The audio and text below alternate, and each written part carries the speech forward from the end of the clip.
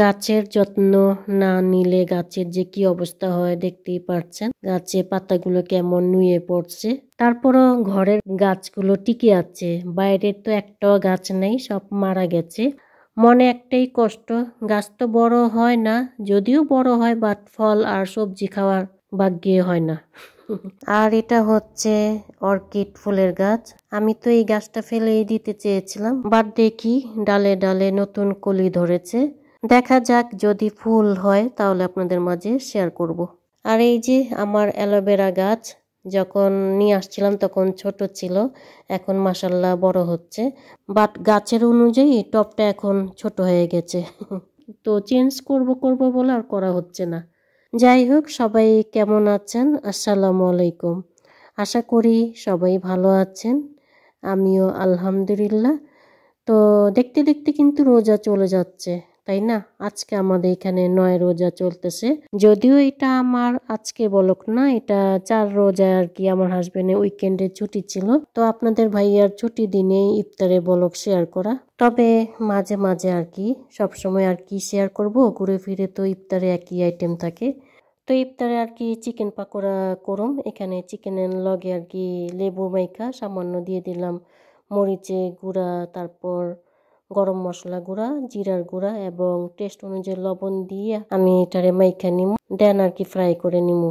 তো এরই ফাঁকে ফার্স্ট টাইম যারা আমার ভিডিওটি দেখছেন, আমার এই ভিডিও যদি আপনাদের কাছে কোনো অংশ ভালো লেগে থাকে তাহলে please subscribe, like, share and comment এবং বেল বাটনটি কিন্তু অবশ্যই ক্লিক করে রাখবেন, যেন নতুন কোনো ভিডিও ছাড়ার সাথে সাথে নোটিফিকেশন আপনাদের কাছে চলে যাবে। আর যারা অলওয়েজ আমাকে ভালোবেসে আমাকে সাপোর্ট করে যাচ্ছেন, অনেক অনেক ভালোবাসা রইল আপনাদের সবার জন্য।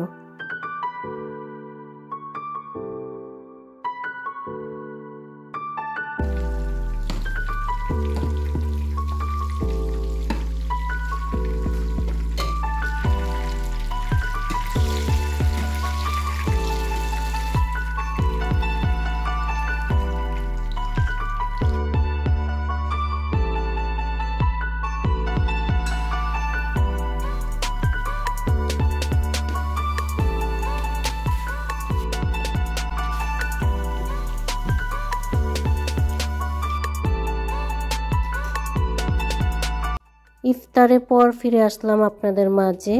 এখন রান্না করব। তো এখানে আমি পরিমাণ মতো পেঁয়াজ, তেজপাতা, দারুচিনি, এলাচ দিয়ে পেঁয়াজটাকে আর কি ব্রাউন করে নিব। তো সেহরির জন্য রান্না করব খাসির মগজ। তো খাসি মগজে বলেন, বিফ মগজে বলেন, এক ধরনের রক থাকে। তো সেই রকটা আমার হাজবেন্ড আর কি ফেলে দেন ক্লিন করে দিয়েছেন।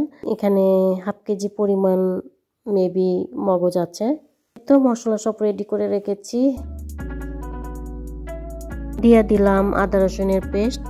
আর আদা রসুনের একটা যে গন্ধ থাকে, সে গন্ধটা যাতে না থাকে এর লাগে ভালো মতন কষায় নিমু। তো এই যে আমার কষানো হয়ে গেছে, এখন আমি দিয়ে দেবো মশলা। তো এখানে মরিচের গুঁড়া, হলুদের গুঁড়া, জিরার গুঁড়া আর গরম মশলা গুঁড়া, সাথে টেস্ট অনুযায়ী লবণ। তো মগজ খেতে কারা কারা লাইক করেন, যদি পারেন কমেন্ট করে জানান, কারণ আমার খুবই ফেভারিট একটা খাওয়ান। আর আমার কথা শুনে হয়তো নতুন বন্ধু যারা দেখছেন তারা হয়তো অবাক হইতেছে যে এটা আবার কেমন কথা কয়। হ্যাঁ, এটা আমগো ঢাকা ভাষায় কথা, আমরা এমনি করেই কথা কই। তো দেখতেই পারতেছেন মশলা আমি কষায় নিছি, কয়েকটা দিয়ে দিলাম কাঁচামরিচ। এখন আর কি দিয়ে দিমু মগজ। আর নেক্সট নতুন কোনো ভিডিও যখন আপলোড করুম তখন আমার আঞ্চলিক ভাষা দিয়েই শুরু করুম। তো মগজটারে টুকরা টুকরা কইরা মশলার সাথে মিলাইয়া রান্না কইরা যামু। তো আপনারা কেমনে রান্না করেন জানি না, আমি যখনই মগজ রান্না করি এমনি করেই রান্না করি, এতে খাইতে মগজটা অনেকই মজা লাগে। আর রোজা নিয়ে ভয়েস ওভার দিতেছি, যদি ভুল হয়ে থাকে ক্ষমা চোখে দেখেন। তো দেখতে পাচ্ছেন মগজটার আমি কিছুক্ষণ কষা নিছি। এখন অল্প পরিমাণ পানি দিয়ে এটারে ঢেকে রাখুন। শেষে দিয়ে দিব জিরার ভাজা গুঁড়া। তো আমার এই ছোট্ট বলকটি আপনাদের কাছে কেমন লাগছে কমেন্ট করে জানায়েন। আমি শাহানাজ আপনাদের মাঝে বিদায় নিচ্ছি। সবাই ভালো থাকেন, সুস্থ থাকেন। আল্লাহ হাফেজ। আসসালামু আলাইকুম।